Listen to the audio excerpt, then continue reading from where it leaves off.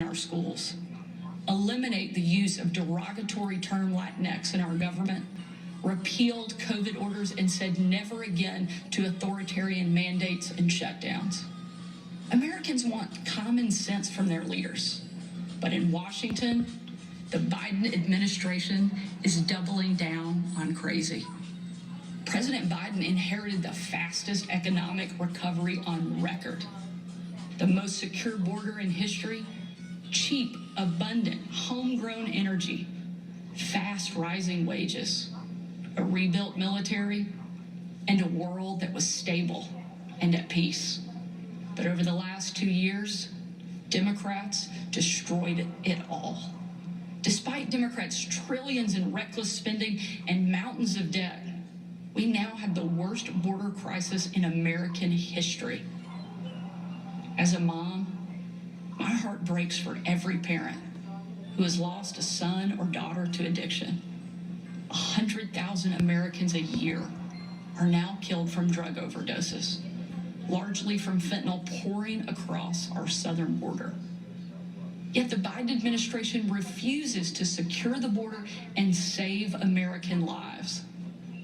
And after years of Democrat attacks on law enforcement and calls to defund the police, violent criminals roam free, while law-abiding families live in fear. Beyond our border, from Afghanistan to Ukraine, from North Korea to Iran, President Biden's weakness puts our nation and the world at risk. And the president's refusal to stand up to China, our most formidable adversary, is dangerous and unacceptable. President Biden is unwilling to defend our border, defend our skies, and defend our people. He is simply unfit to serve as commander-in-chief. And while you reap the consequences of their failures, the Biden administration seems more interested in woke fantasies than the hard reality Americans face every day. Most Americans simply want to live their lives in freedom and peace. But we are under attack in a left-wing culture war we didn't start and never wanted to fight. Every day we are told we must partake in their rituals, salute their flags, and worship their false idols, all while big government colludes with big tech to strip away the most American thing there is, your freedom of speech. That's not normal.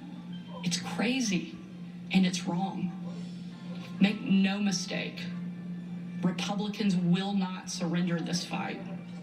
We will lead with courage and do what's right, not what's politically correct or convenient. Republicans believe in an America where strong families thrive in safe communities, where jobs are abundant and paychecks are rising, where the freedom our veterans shed their blood to defend is the birthright of every man, woman, and child. These are the principles Republican governors are fighting for, and in Washington, under the leadership of Senate Republicans and Speaker Kevin McCarthy, we will hold the Biden administration accountable.